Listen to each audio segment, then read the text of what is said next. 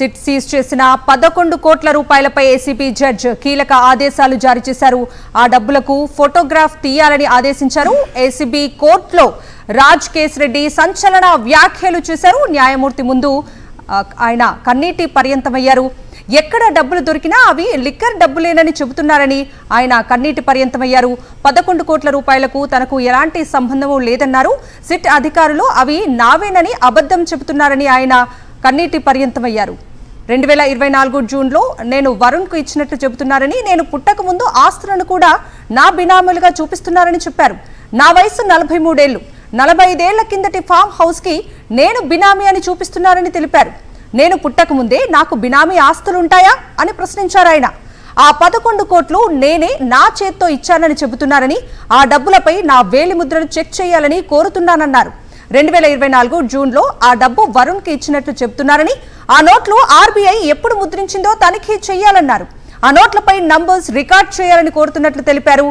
ఏళ్ల కిందట వారసత్వంగా వచ్చిన ఆస్తులను అటాచ్ చేశారని, వారసత్వ ఆస్తులను కూడా లిక్కర్ డబ్బులతో కొన్నట్లు చూపిస్తున్నారని తెలిపారు.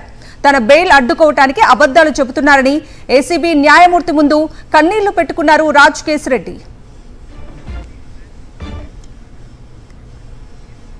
ఇదే అంశానికి సంబంధించి పూర్తి అప్డేట్స్ అందించడానికి విజయవాడ నుంచి మా ప్రతినిధి సతీష్ లైవ్ లో జాయిన్ అవుతున్నారు. సతీష్,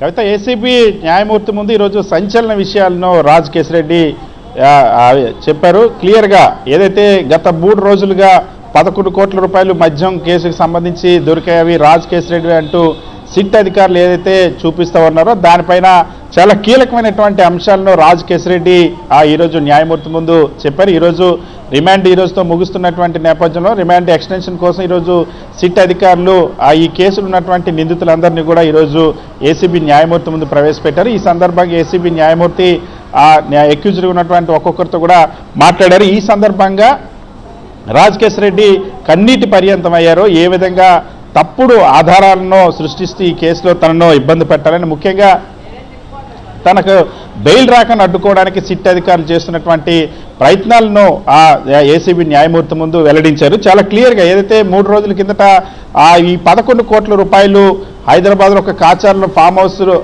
దొరికినటువంటి డబ్బులు ఏవైతే ఉన్నాయో, దొరికినట్టుగా చూపించినటువంటి డబ్బులు ఏవైతే ఉన్నాయో వాటికి సంబంధించి రాజ్ కేశిరెడ్డి చాలా కీలకంగా చెప్పారు. అసలు నాకు సంబంధం లేనటువంటి ఆ 11 కోట్లను తీసుకొచ్చి నావని చెప్తా ఉన్నారు. అసలు నా వయసు 43 సంవత్సరాలు, ఆ ఫామ్ హౌస్ 45 ఏళ్ల కిందట కొన్నది. అంటే నేను పుట్టక ముందే ఆ ఫామ్ హౌస్ నా బినామీలు అన్నట్టుగా చూపిస్తూ ఉన్నారంటే ఏ స్థాయిలో ఇక్కడ తప్పుడు సాక్ష్యాలను చూపిస్తూ ఉన్నారు అన్న అంశాన్ని గమనించాలని న్యాయమూర్తిని కోరారు. ముఖ్యంగా 11 కోట్లకు నాకు ఎటువంటి సంబంధం లేదన్న అంశాన్ని స్పష్టంగా చెప్పారు. నిన్న కోర్టులో అఫిడవిట్లో కూడా అదే విషయాన్ని చెప్పారు. ఈరోజు నేరుగా న్యాయమూర్తి ముందు రాజ్ కేశిరెడ్డి అదే విషయాన్ని చెప్పారు. దాంతోపాటుగా నేనే ఆ డబ్బులు స్వయంగా ఇచ్చినట్టు వరుణ్కి ఇచ్చినట్టుగా చూపిస్తా ఉన్నారు. సో వరుణ్కి ఇచ్చినట్టు చూపించేటువంటి ఆ డబ్బులపైన నా వేలుముద్రలు ఉన్నాయా లేవా చెక్ చేయాలని న్యాయమూర్తిని కోరారు. అదేవిధంగా అసలు 2024 జూన్లో ఈ డబ్బులు ఇచ్చినట్టుగా 11 కోట్లు ఇచ్చినట్టుగా సిట్ అధికారులు చెప్తా ఉన్నారు. అదే నిజమైతే అసలు ఆ నోట్లకు సంబంధించి ఎప్పుడు ఆర్బీఐ ముద్రించిందో వాటిని కూడా తనిఖీ చేయాలి, వాటిని కూడా రికార్డు చేయాలని కోరుతున్నట్టుగా ఏసీబీ న్యాయమూర్తి చెప్పారు. సో చాలా క్లియర్గా 40 ఏళ్ల కిందట, నా వయసు 43 సంవత్సరాలు అయితే 45 ఏళ్ల కిందటిది నాకు పుట్టక ముందున్నటువంటి ఫామ్ హౌస్లు అన్నిటి కూడా నా బినామీ ఆస్తులుగా చూపిస్తున్నారు. అంతేకాకుండా వారసత్వంగా వచ్చినటువంటి ఆస్తులు, అనేక దశాబ్దాలుగా ఉన్నటువంటి ఆస్తులు, వారసత్వంగా వచ్చిన ఆస్తులన్నింటినీ కూడా 4 ఏళ్ల కిందట జరిగినటువంటి 4 ఏళ్ల కిందట ఈ మద్యం డబ్బులతో కొనుగోలు చేసినట్టుగా చూపిస్తూ ఉన్నారు. సో పూర్తిగా ఇవన్నీ తప్పుడు ఆధారాలు, తప్పుడు సాక్ష్యాలు సృష్టిస్తూ ఉన్నారు. ఇది పూర్తిగా నన్ను బెయిల్ రాకుండా నాకు బెయిల్ రాకుండా అడ్డుకునేటువంటి ప్రయత్నం చేస్తున్నారన్న అంశాన్ని చాలా స్పష్టంగా చెప్పారు. దీంతో అంతేకాక నోట్లు ఆర్బీఐ ఎప్పుడు ముద్రించిందో తనిఖీ చేయాలని కోరారు. ఆ నోట్లపై ఉన్నటువంటి నెంబర్లు కూడా రికార్డ్ చేయాలని స్పష్టం చేశారు. ఎప్పుడైతే రాజ్ కేశిరెడ్డి కీలకమైనటువంటి అంశాలు ఈ 11 కోట్లకు సంబంధించి ప్రస్తావించారో ఏసీబీ కోర్టు న్యాయమూర్తి కూడా ఈ సీజ్ చేసినటువంటి 11 కోట్లపై ఒక కీలకమైనటువంటి ఆదేశాలు ఇచ్చారు. ఆ డబ్బులకు సంబంధించినటువంటి ఫోటోగ్రాఫ్లన్నీ కూడా తీయాలని అధికారులు పోలీసులను ఆదేశించారు. ఆ తర్వాత ఈ కేసు ఈరోజు హాజరైనటువంటి చెవిరెడ్డి భాస్కర్ రెడ్డి కూడా న్యాయమూర్తి ముందు మాట్లాడారు. కొన్ని పత్రికలు వ్యక్తిగతంగా జీవితానికి తమ వ్యక్తిగత జీవితాన్ని దిగజార్చి మరి తప్పుడు కథనాలు ప్రవర్తిస్తున్న వ్యక్తిత్వ హననానికి పాల్పడుతున్నాయని స్పష్టంగా న్యాయమూర్తి ముందు చెప్పారు. నా తండ్రి మద్యం వ్యాపారం చేశారని, నన్ను చేయమన్నారని కూడా రాశారు.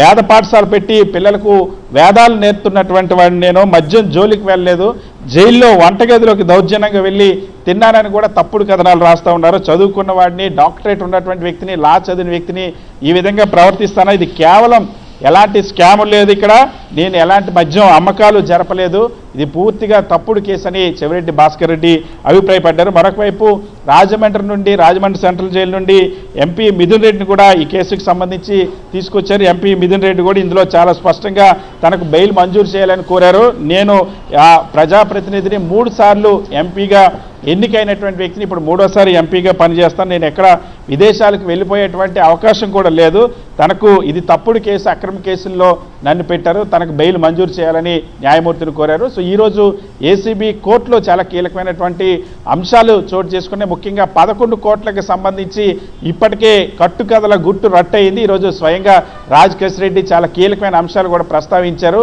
తనకు సంబంధం లేనటువంటి డబ్బులను తీసుకొచ్చి పెట్టి నేను ఇచ్చినట్టుగా చెప్తా ఉన్నారు. ఆర్బీఐ ఎప్పుడు ప్రింట్ చేసిందో కూడా నెంబర్లు తనిఖీ చేయాలని కోరారు, తన వేలుముద్రలు కూడా తనిఖీ చేయాలని చెప్పి కోరారు. ఈ నేపథ్యంలో ఏసీబీ న్యాయమూర్తి సీజ్ చేసినటువంటి 11 కోట్లకు సంబంధించి ఫోటోగ్రాఫ్స్ కూడా తీయాలని కీలకమైనటువంటి ఆదేశాలు జారీ చేశారు. Kavitha. Right Satish, thank you.